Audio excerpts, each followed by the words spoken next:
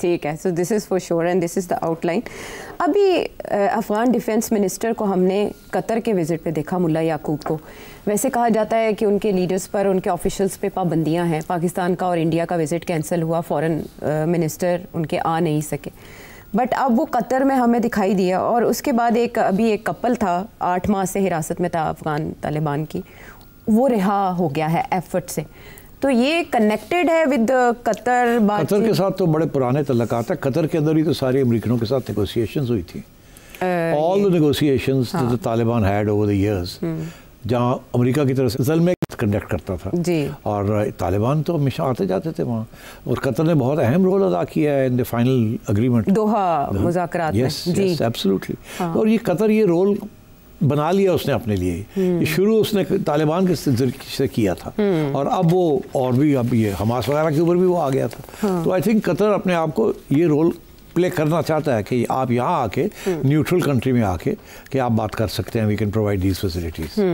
तो तालिबान तो वहाँ जाएंगे बिकॉज वहाँ उन लोगों को जानते हैं, डिप्लोमेट्स को, और उनको पता है आना जाना रहा है उनका ओवर द लास्ट 10 years आना जाना रहा है वहाँ। So I think they are comfortable going and coming.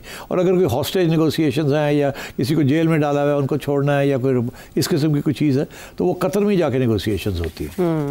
जो अफगान वजारत ख़ारिजा के वेबसाइट है, जो उनका अकाउंट है, उन्होंने भी ये क्लियर किया कि जो तब बात हुई थी उसमें ये तय पा गया था कि दोबारा वापसी नहीं होगी, वो बगराम एयर बेस हो या इस तरह का कोई भी मामला। अब ज़रा आगे बढ़ते हैं और अफ़गानिस्तान के मामले पे हम मल्टीपल इश्यूज़ ले लेते हैं। हमारे DGISPR ने भी नॉन स्टेट एक्टर्स की बात की है कि अफ़गानिस्तान से वो ऑपरेट होते हैं। तो at the same time Pakistan और चाइना दोनों ने BLA और इसका जो सुसाइड विंग है मजीद ब्रिगेड, उसको टेररिस्ट एंटिटी डेजिग्नेट करने के लिए UN को पुश किया है।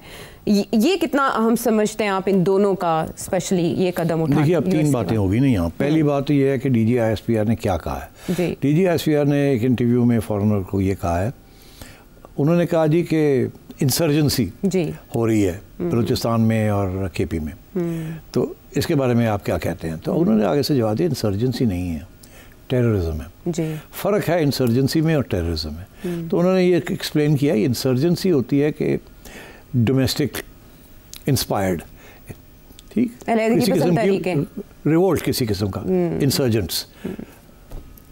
Terrorists always foreign based, right, foreign supported, that's why they call terrorist. तो अब उन्होंने बड़ा ये क्लियर कट कह दिया कि ये इंसर्जेंसीज नहीं है, क्योंकि इंसर्जेंसी जब कहते हैं ना तो उसके साथ इशारा ये करते हैं कि शायद उसमें कोई हक है, कोई सेपरेटिस्ट है, कोई हक है उनका, तो इसलिए वो इंसर्जेंट्स है। नहीं, टेररिस्ट जब आप कहते हैं तो फिर उनके कोई हक नहीं होते, कोई हुकूक नहीं होते, they simply terrorist and the whole world is anti terrorist. तो इसलिए उन्होंने ये वाज़े कर दिया कि यार ये आप इंसर्जेंसी की बात करते हैं, इंडिया की ज़ुबान है ये। हाँ, ये इंडिया की ज़ुबान है कि जी वो लिबरेशन मूवमेंट्स हैं, ठीक है।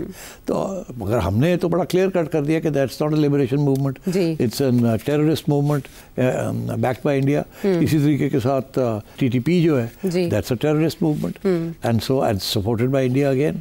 और अब तो हम जब प्रेस रिलीज आती है ISPR की तरफ से, तो हर जगह पे लिखा हुआ है India backed terrorist, India backed BLA, India backed TTP। तो वो तो अब हम खुले आम कह रहे हैं कि ये इंडिया करवा रहा है जी। तो वहाँ से अब आगे बढ़े, तो आपने बात की कि BLA को डेजिग्नेट करने के लिए कि ये टेररिस्ट ऑर्गेनाइजेशन है, अमेरिका ने कर दिया, ये अभी हाल ही अमेरिका ने तो तस्लीम कर लिया उन्होंने।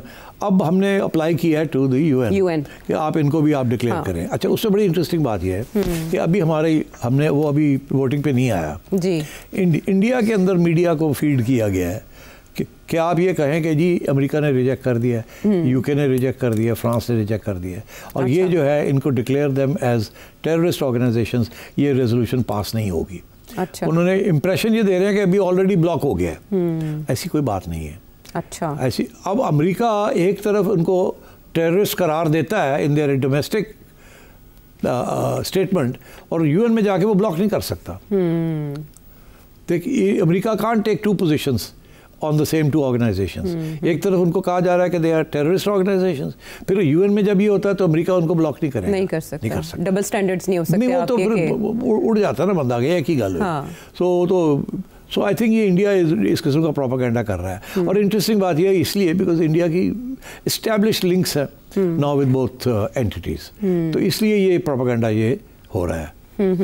अभी एट द सेम टाइम हम देख रहे हैं ये जो मजीद ब्रिगेड के कमांडर रहमान बलोच को हिलमंद में कत्ल किया गया, तो इसका तो ये मतलब है ना सीधा सीधा कि अफगानिस्तान में हैं इनके महफूज ठिकाने BLA के अभी, और इन्हीं चीज़ों के ऊपर डॉसियर बाकायदा DGISPR ने कहा है कि 2009 से लेकर 2023 तक के डॉसियर हमारे रिकॉर्ड पे मौजूद हैं। अब TTP की कार्रवाइयाँ एक अरसे से मुसलसल जारी हैं और हमने देखा कि इसमें चीन और पाकिस्तान मिल के कोशिश कर रहे थे कि वो अफगान तालिबान अफगान हुकूमत को कन्विंस करें, तो इसका मतलब है कि वो कोई असर रसूख इस्तेमाल नहीं कर पाए TTP पर। अच्छा देखिए, कोशिश तो पूरी है।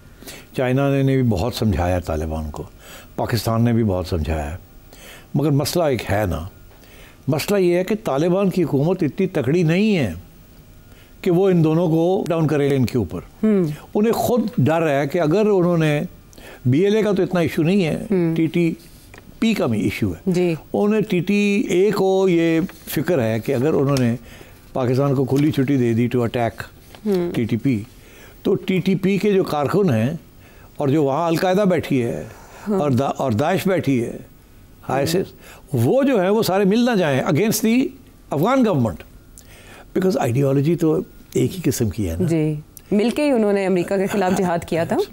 तो अब वो खुद बड़े इनसिक्योर हैं तालिबान, और तालिबान के दरमियान भी एक स्प्लिट है। आपको पता है, काबुली वर्सेस कंधार, तो इसलिए they are not strong enough.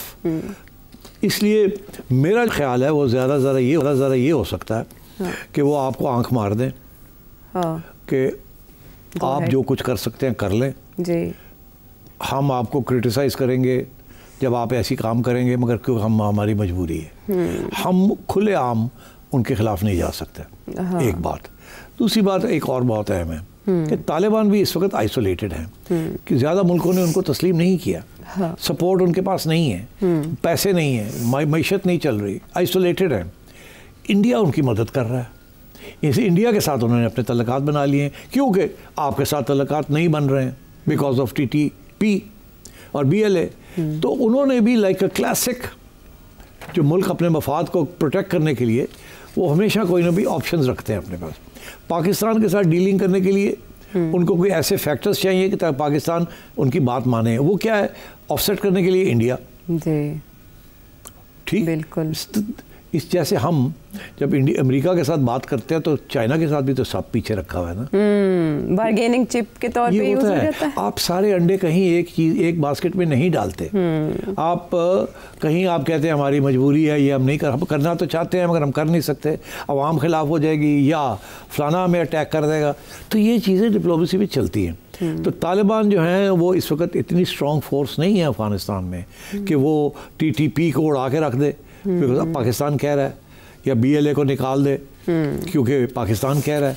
उनको ये पता है कि पाकिस्तान हमारी बात उस वक्त तक सुनेगा जब तक हमारे पास कोई लेवरेज होगी, और लेवरेज उनके लिए BLA है और TTP है। तो ये थोड़ा सा कॉम्प्लिकेटेड मामला है, जिसकी वजह से अब यहाँ पाकिस्तान के अंदर कोई मुख्तलिफ राय पाई जाती है। एक ये कि जी ठीक है, फिर अगर ये बात है, हमने बड़ी कोशिश की समझाने की, अब कितने साल हो गए हम समझा रहे हैं, हम इनके तजारत भी खोल दी है, इनको रोक भी नहीं रहे हैं, जो ये कहते हैं हम इनकी बात मानते हैं और ये हमारी कोई बात नहीं मानते, तो फिर ठीक है, फिर हम जाके खुद स्ट्रेटेजिक स्ट्राइक्स करते हैं, BLA के कैंप्स के ऊपर भी करते हैं और उधर TTP के कैंप्स के ऊपर भी करते हैं। मगर एज यू नो आजकल जो इशू जो बन रहा है वो यही है कि रेड लाइन है ना, क्रॉसिंग बॉर्डर। मगर हुआ क्या है, ये क्रॉसिंग बॉर्डर्स, इंडिया ने पाकिस्तान का बॉर्डर क्रॉस करके स्ट्राइक्स की, ठीक, ईरान ने पाकिस्तान का बॉर्डर वायलेट किया to strike on Pakistan side of Baloch groups, Jundallah, ठीक। तो फिर पाकिस्तान ने बॉर्डर ईरान का क्रॉस करके उनके वहाँ जो हमारे लोग वहाँ बैठे हुए हैं इंसर्जेंट्स, उनके ऊपर किया। फिर पाकिस्तान ने रिटेलिएट किया अगेंस्ट इंडिया मई में। तो एंड सो यू सी ये अब एक, और इजराइल ने तो हर जगह पे कर ही रहा है जी, मिडिल ईस्ट में उसका तो काम अब ये जो है ना कि जी आपने बॉर्डर नहीं क्रॉस करना और क्रॉस करके अपने मफाद नहीं प्रोटेक्ट करने, ये अब फलसफा जो है ये फारग हो रहा है। ये आपने अब ये शुरू अमेरिका करता है, फिर उसके बाद इजराइल करता है, तो फिर इंडिया करता है, तो फिर जाहिर है फिर सारे शुरू हो जाते हैं, कहते हैं ठीक है फिर। अब हमारे ऊपर बड़ा प्रेशर है क्योंकि इतनी सख्त टैक्स कर रहे हैं हमारे ऊपर BLA और ये कि अब हम भी जाके जहाँ ये बैठे हुए हैं वहाँ जाके हम इनके ऊपर बमबारी करें या ऑपरेशंस करें इनके खिलाफ। तो वो प्रेशर है आप पाकिस्तान के ऊपर। हम अफगानिस्तान को समझाने की कोशिश कर रहे हैं कि हम ये नहीं करना चाहते या मिल के कुछ कर लेते हैं ताकि हमारे दरमियान कोई कॉन्फ्रंटेशन ना हो। आपके खिलाफ है या हमारे खिलाफ है, इट्स द सेम थिंग। मगर अफगान, मैं जो आपको बता रहा हूँ कि वो देर स्केर्ड कि ये अगर हमारी लेवरेजेस ख़त्म हो गई तो फिर पाकिस्तान जो है वो ये ना होगा वंस अगेन डोमिनेट करना शुरू कर दे। वज़ीर-ए-आज़म ने बड़ा स्ट्रेट फॉरवर्ड कह दिया था कि आप TTP का इलाज करें, वरना पाकिस्तान के हवाले करें ना। तो हमने तो कहा आप करें, नहीं तो हम आ रहे हैं। मगर ये वही बात है ना जो बाकी भी यही कहते हैं ना। अमेरिका भी यही कहता है, ईरान भी यही कहता है, इंडिया भी यही कहता है, हम भी यही कहते हैं, इजराइल भी ये कहता है। तो अब मसला ये है कि जब हम करते हैं तो लोग एक बात करते हैं, जब कोई और करता है तो हम कोई और बात करते हैं। दिस इज नाउ जस्ट लेकिन फ़र्क सिर्फ इतना है कि अब पाकिस्तान के मफादात के साथ चाइना भी अलाइन हो चुका है। इन दोनों का टारगेट चाइना भी माजी में रहा है।